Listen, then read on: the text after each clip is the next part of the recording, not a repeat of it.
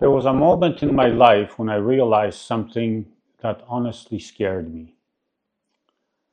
It wasn't that people didn't respect me, it was that I didn't respect myself. The strange part was, from the outside, my life looked completely normal. I had relationships, I had friends, I had built successful businesses, people trusted me. If you had met me back then, you probably would have said, he seems confident, but confidence can be a very convincing disguise. Because every time I said yes when I wanted to say no, every time I stayed quiet just to avoid an argument, every time I sacrificed my own peace to make someone else comfortable, I was teaching myself one dangerous lesson: that everyone else's needs mattered more than mine. And I had absolutely no idea I was doing it. It took me over 50 years, a divorce, losing almost everything, and rebuilding my life from the ground up to finally understand what self respect actually means. And once I understood it, I realized why so many people spend their entire lives feeling stuck. For years, I believed I had a confidence problem. I thought I needed to become stronger, more successful, more respected. I believed that if I could just achieve enough, confidence would eventually follow through. But after everything I've been through, I realized confidence was never the real issue. The real issue was much deeper. I had spent years abandoning myself, and the scary part is I didn't even notice. Looking back now, I can see it everywhere. I wanted people to like me. I wanted to avoid conflict. I wanted to be dependable, the guy who always helped, the guy who never let anyone down. And honestly, there's nothing wrong with being kind. There's nothing wrong with helping people. The problem begins when helping others become more important than being honest with yourself. That's where I lived for years. I thought I was being a good person, but in reality, I was slowly disappearing. Because every single time I agreed to something I didn't want, I wasn't just giving someone else my time. I was sending myself a message. My needs don't matter. Think about that for a moment. Every unwanted yes is a quiet no to yourself. When you repeat that for years, it becomes your identity. I don't think this starts in adulthood. I think it starts when we're children. Most of us were taught to be polite, don't argue, be nice, don't upset people, be respectful. And those are good values. But somewhere along the way, many of us learned something completely different. We learned that keeping everyone else happy was more important than being honest about how we felt. So we became experts at reading everyone else's emotions. We could tell when someone was disappointed. We could tell when someone was angry. We could tell when someone needed help, but we stopped paying attention to ourselves. We ignored our own exhaustion, our own frustration, our own resentment, until eventually we couldn't even hear our own voice anymore. For me, life eventually forced me to stop. My divorce wasn't the only reason, but it became a turning point. For the first time in years, I wasn't asking, what does everyone else expect from me? I was asking something much harder. Who am I when I'm no longer trying to make everybody happy? That question is terrifying because sometimes you discover you've spent so much time becoming who everyone else wanted that you've forgotten who you are.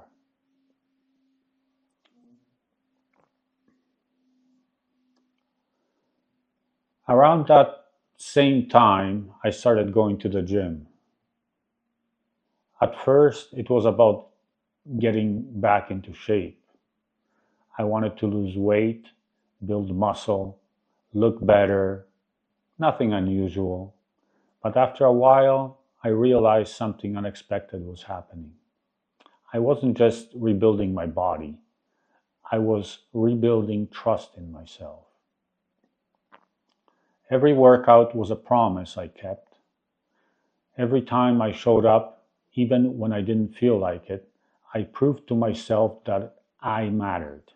Not because someone else expected it, not because I wanted approval, because I had decided that I was finally worth the effort. And I think that's where self respect begins. Not with one big decision, but with hundreds of small promises you stop breaking to yourself. The funny thing is, people think confidence comes first. I don't believe that anymore. I think self respect comes first. Confidence is simply what grows after you spend enough time proving to yourself that your own life matters. But here's the part nobody warned me about. The moment I started respecting myself, some people became very uncomfortable. And that's when I learned that boundaries really cost. When I finally started respecting myself, something happened that I wasn't expecting. Not everybody was happy. I honestly thought people would celebrate the new version of me. I thought they would say, "Good for you. You finally know your worth." Some people did, but others didn't like the change at all. And it took me a while to understand why. The old version of me was easier. The old version always said yes. The old version rarely challenged anyone. The old version would rearrange his own life to make someone else's life easier. That version was predictable, comfortable, useful.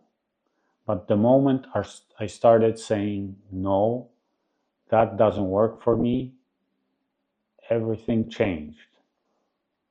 At first, I felt guilty. Every single time I said no, my mind immediately started arguing with me. Maybe you're being selfish.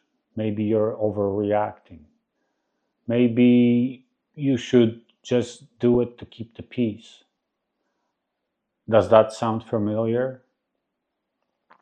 Because that's exactly how people pleasing works.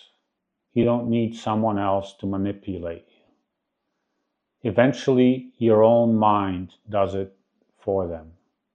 And that might be the hardest battle of all.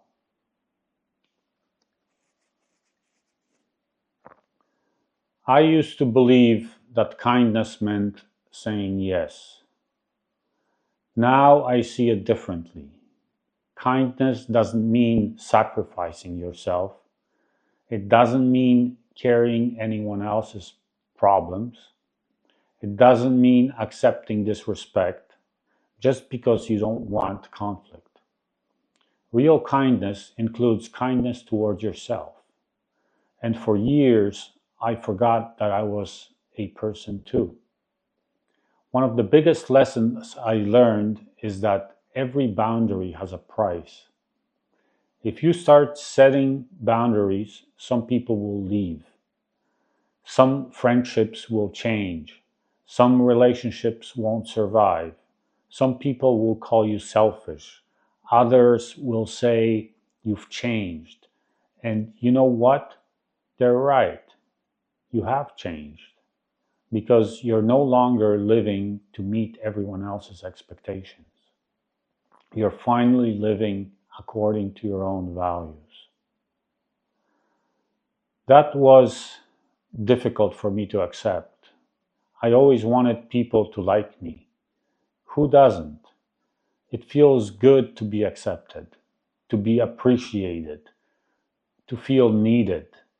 But eventually, I had to ask myself a simple question.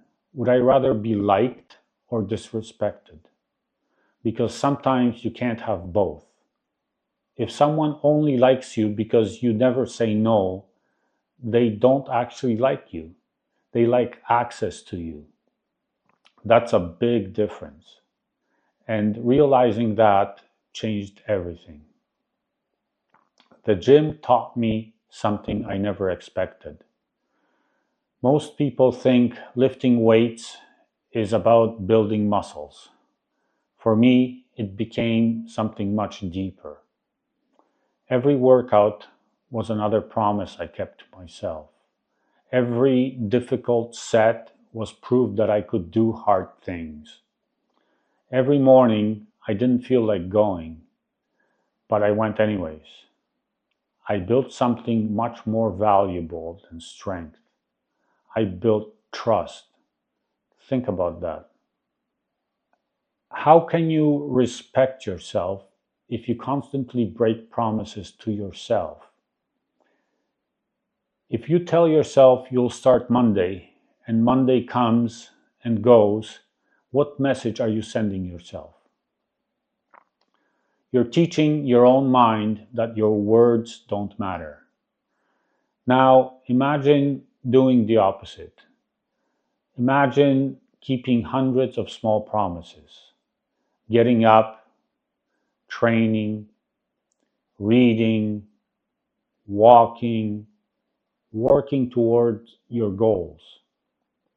Little by little, your relationship with yourself changes because self respect isn't built by one big moment, it's built by consistency. One day I realized something else. Boundaries aren't walls. For years I thought they were. I thought boundaries pushed people away. Now I believe the opposite. Healthy boundaries tell people how to stay in your life. They don't say, stay away from me. They say, this is how we can respect each other. That's a completely different way of looking at it. When I stopped apologizing for having standards, something unexpected happened. I became calmer. I stopped replaying conversations in my head. I stopped wondering whether I had disappointed anyone. I slept better. I had more energy because I wasn't carrying the emotional weight of trying to please the entire world anymore. And let me tell you something that's exhausting. Trying to be everything for everyone is one of the fastest ways to lose yourself. These days, I still help people. I still care. I still want to be kind. But there's one big difference. I no longer do it at the expense of my own peace. Because I finally understand something I wish I had learned decades ago. If saying yes to someone else means saying no to yourself, it's a probably wrong yes. Looking back now, I don't think the biggest change in my life was moving to another country. It wasn't building businesses. It wasn't losing everything. It wasn't even my divorce. Those things changed my circumstances, but they didn't change who I was. The biggest change happened much later. It happened the day I stopped asking other people for permission to become the person I wanted to be. And that's a strange thing to say, because most of us would never admit that we're asking for permission. But think about it. How many decisions in your life are really yours? How many times have you stopped yourself because you were afraid of what someone else might think? Afraid of disappointing someone, afraid of looking selfish, afraid of being judged. And I know that feeling because I lived there for years. There comes a moment when you realize something very uncomfortable. No one is coming to save you. No one is going to wake up one morning and say, "You have my permission to finally live your life." It doesn't happen. You have to give yourself that permission. And that's much harder than it sounds because it means taking responsibility. It means accepting that some people won't understand your decisions. Some people will criticize you. Some people will quietly disappear from your life. And strangely enough, that's okay because every meaningful change has a cost. The question is, which price are you willing to pay? The price of disappointing other people or the price of disappointing yourself for the rest of your life? For me, the answer became obvious. One of the greatest lessons I've learned is this: self respect isn't loud. It doesn't need to prove anything. It doesn't argue. It doesn't seek revenge. It doesn't try to win every conversation. Real self respect is quiet. It's the ability to walk away without needing the last word. It's staying calm when someone misunderstands you. It's accepting that not everyone has to agree with your choices. That's something I had to learn. Because when you spend years trying to convince everyone to like you, walking away feels impossible. Today, it feels like freedom. Sometimes people ask me, "What changed you? Was it divorce? Was it losing your business? Was it moving back to Poland after more than 40 years in Canada?" The truth is, none of those things changed me by themselves. Pain doesn't automatically make us wiser. Some people suffer and become bitter. Others suffer and finally begin asking better questions. For me, the question became, what kind of man do I want to be for the rest of my life? Not next year, not when I retire, right now. Because at 55, I understand something I didn't understand 25 years ago. Time is no longer something I assume I'll always have. And once you realize that, you become much more careful about who you give your time, your energy, and your peace to. Today, I still make mistakes. I still say yes when I should have said no. Sometimes I catch myself slipping back into old habits. The difference is now I notice, and when I notice, I correct myself.